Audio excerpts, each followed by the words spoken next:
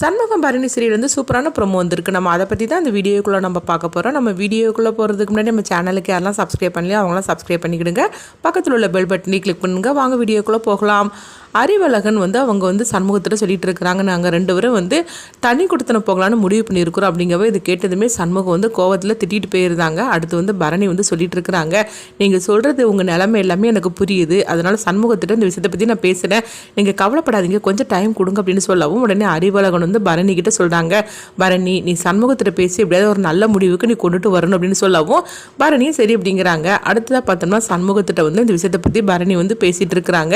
இங்கே பாரு, அறிவழகனும் ரத்னாவும் சொல்கிறது கூட கரெக்டு தான், நீ எதுக்காக இந்த மாதிரிக்கு தப்பாக புரிஞ்சுக்கிட்ட, வெங்கடேஷ் மாதிரிக்கு அறிவழகன் கிடையாது, ரத்னாவை நல்லபடியாகவே அவன் பார்த்துக்கிடுவான், அவனை பற்றி தான் நம்மளுக்கு நல்லாவே தெரியும்ல அப்படின்னு சொல்லவும் நீ சொல்கிறதுலாம் சரிதான், ஆனால் ரத்னா ஏற்கனவே வந்து ரொம்பவே கஷ்டப்பட்டுருக்கிறா, அதே மாதிரிக்கு கஷ்டத்தை வந்து நம்மளும் பற்றக்கூடாது, அது மட்டும் இல்லாமல் அவள் 1 வருஷத்துக்கு நம்ம கூட சேர்ந்து வாழட்டும், அதுக்கு பிறகு அவங்க 2 பேரும் நானே தனி கொடுத்து நான் வைக்கிறேன் அப்படின்னு சொல்லவும் இதனால் பரணிக்கு என்ன பண்ணுதுன்னே தெரியல. அடுத்து பார்த்தோம்னா பரணி கிட்ட அறிவழகனும் ரத்னாவும் கேட்கும்போது நான் சொன்னேன்டா, ஆனால் அந்த விஷயத்தை பற்றி அவன் எதுவுமே பிடி கொடுக்காம பேசிகிட்டு இருக்கிறான், சரி கொஞ்சம் டைம் கொடுங்களா அப்படின்னு சொல்லிட்டு இருக்கவோ அப்போ உடனே வந்து ரத்னா சொல்கிறாங்க, எங்கள் பாரு பரணி, நாங்கள் என்ன சண்டை போட்டுட்டா போகிறோம், அது மட்டும் இல்லாமல் அறிவழகன் வந்து வெங்கடேஷ் மாதிரிக்கு கிடையாது, அதனால் அப்பேற்பட்ட வாழ்க்கையில் எனக்கு கிடைக்க போகிறது கிடையாது, அறிவழகன் என்னை எந்த மாதிரி வந்து பார்த்துக்கிட்டாருன்னு உங்களுக்கே நல்லா தெரியுங்களா, அது மட்டும் இல்லாமல் என்னதான் இருந்தாலும் சரி அவங்க அப்பா அம்மா வந்து நம்ம கூட இருக்கிறதுக்கு அவங்க வந்து கொஞ்சம் கூச்சப்படுவா தானே செய்வாங்க, இதனால தான் தனியாக இருந்தோம்னா அவங்க அப்பா அம்மாவும் இங்கே கூட வந்து இருப்பாங்களா,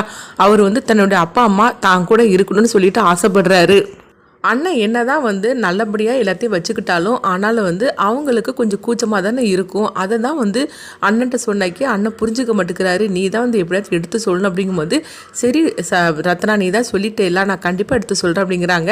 அடுத்ததாக பார்த்தோம்னா பரணி திரும்பவும் சண்முகத்திட்ட இந்த விஷயத்தை பற்றி பேசுகிறாங்க. அடுத்த நாள் ஆனதுமே வந்து சண்முகம் வரவும் அப்போ வந்து ஒரு அம்மா வராங்க, வந்ததுமே சாவியை கொடுக்குறாங்க, என்னது சாவி கொடுத்துட்டு போகிறாங்க, என்ன விஷயம்னு சொல்லி கேட்டுட்டு இருக்கவும் அப்போ உடனே வந்து சண்முகம் வந்து சொல்லிட்டு இருக்கிறாங்க, அதாவது நான் ஒரு வீடு பார்த்துருக்கிறேன் அப்படிங்கிறாங்க. என்னது வீடு பார்த்துருக்கிறியா, யாருக்கு வீடு பார்த்துருக்குற அப்படின்னு இசைக்கு வைகுண்டம் பரணி இவங்க 3 பேருமே கேட்டுட்டு இருக்கவும் அப்போ சண்முகம் சொல்கிறாங்க, எல்லாமே ரத்னா அறிவழகனுக்காக தான் நான் வீடு பார்த்துருக்குறேன் அப்படிங்கிறாங்க.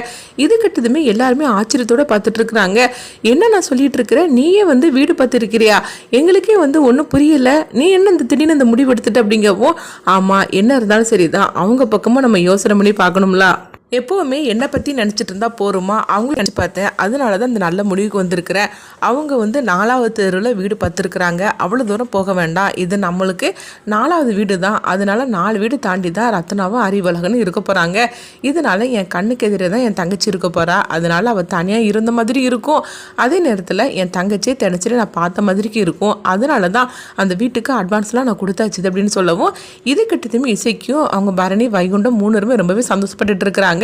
அடுத்த அறிவழகனும் ரத்னாவும் வரவும் உடனே வந்து அவங்க சண்முகம் பரணி கிட்ட சொல்றாங்க, அந்த சாவியை ரத்னா கையில கூட அப்படிங்கவும் அப்போ 2 பேருமே திருன்னு முடிச்சிட்டு இருக்கிறாங்க, என்ன சாவின்னு சொல்லி கேட்டுட்டு இருக்கவும் அப்போ பரணி சொல்லிட்டு இருக்கிறாங்க, நீங்க தனி கொடுத்தன பொண்ணுன்னு சொல்லி ஆசைப்பட்டீங்களா, அதுக்காக தான் அவங்க அண்ணன் வீடு பார்த்துருக்கிறாரு, வீடு பார்த்து அட்வான்ஸ் கூட கொடுத்தாச்சு அப்படிங்கவும் இதை கொஞ்சம் கூட வந்து அதாவது ஆச்சரியத்தோடு அவங்க பார்த்துட்டு இருக்கிறாங்க, என்னென்ன சொல்லிட்டு இருக்கிற, வீடு பார்த்து அட்வான்ஸ் கொடுத்து சாவியை வாங்கிட்டேன்னு கேட்கும்போது அப்போ அவங்களால நம்பவே முடியல.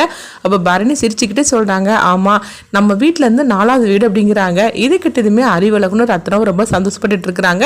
அப்போ அவங்க 2 பேருமே சண்முகத்துல சொல்றாங்க, எங்க பாரு சண்முகம், நாங்க வந்து உன்னை விட்டுட்டு போறேன்னு சொல்லிட்டு நினைக்காத, உன் கண் முன்னாடியே தான் நாங்க 2 பேரும் இருக்க போறோம் அப்படிங்கவும் அப்போ சண்முகம் சொல்கிறாங்க, என் தங்கச்சி எல்லாரும் சந்தோஷமாக இருக்கணும், அதுவும் என் கண் முன்னாடியே இருக்கணும், அதனால தான் நீ எடுத்த முடிவுக்கு நானும் சரின்னு சொல்லி சம்மதிச்சிட்டேன், நீ 4வது தெருவில் தானே வீடு பார்த்த, அதனால தான் நான் 4 வீடு தாண்டி வீடு பார்த்துருக்குறேன் அப்படின்னு சொல்லவும் இந்த சாவியை வாங்கிக்கோங்க அப்படிங்கிறாங்க.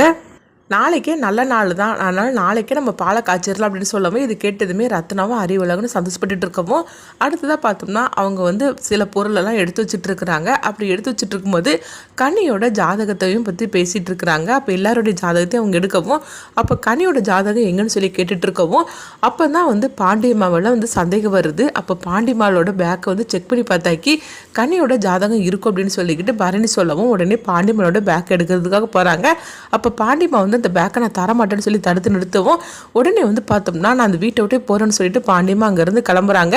பரணியும் அவங்க சண்முகமும் வந்து அவங்க பார்த்தோம்னா பாண்டி மேலே விடாமல் அந்த பேக்கை வாங்கி பார்த்துட்டு அந்த பேக்கில் உள்ளது எல்லாத்தையும் வந்து அவங்க தட்டவும் கனியோட ஜாதகம் அதுலேருந்து கிடைக்குது. இதை பார்த்ததுமே பரணிக்கு சந்தேகம் வந்துருச்சுது.